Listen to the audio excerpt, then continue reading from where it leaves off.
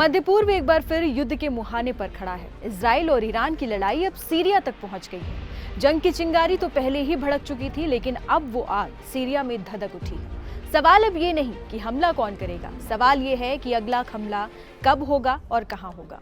नमस्कार, मैं हूं अनुश्री गुप्ता।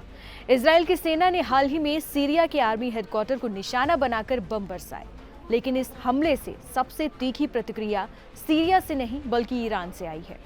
तेहरान में चेतावनी की घंटी बज चुकी है। ईरान के विदेश मंत्री ने सीधा कह दिया है कि अब अगर इजराइल नहीं रुका तो जंग तय है। ईरान का दावा है कि सीरिया की संप्रभुता पर हमला पूरे इलाके की शांति पर हमला है और अगर इजराइल को रोकना है तो अब जवाबी कार्रवाई जरूरी हो गई है। अब सवाल उठता है कि अगर ईरान ने जवाबी हमला किया तो अमेरिका क्या करेगा। राष्ट्रपति डोनाल्ड ट्रंप पहले ही साफ कर चुके हैं, ईरान से बातचीत अब नहीं होगी। अमेरिका ने अपने नागरिकों को ईरान से दूर रहने की चेतावनी दे दी है। इस तनाव को देखते हुए भारत ने भी अपने नागरिकों के लिए ईरान को लेकर नई एडवाइजरी जारी की है। सरकार ने साफ कहा है, बिल्कुल जरूरी ना हो तो ईरान की यात्रा टालें।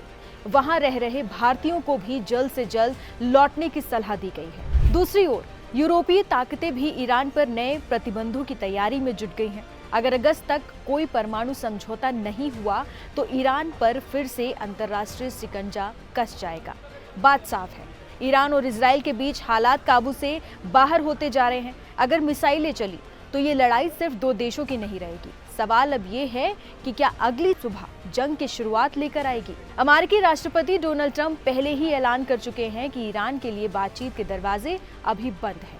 अभी खामेनेई से कोई डील नहीं होगी, जबकि ईरान के सुप्रीम लीडर खामेनेई लगातार अमेरिका के राष्ट्रपति ट्रंप और इजराइल के प्रधानमंत्री नेतन्याहू को खुल्लम खुल्ला चुनौती दे रहे हैं। अब ईरान का आगे का क्या प्लान है, वो हमला करेगा या फिर बातचीत, ये तो वक्त ही बताएगा।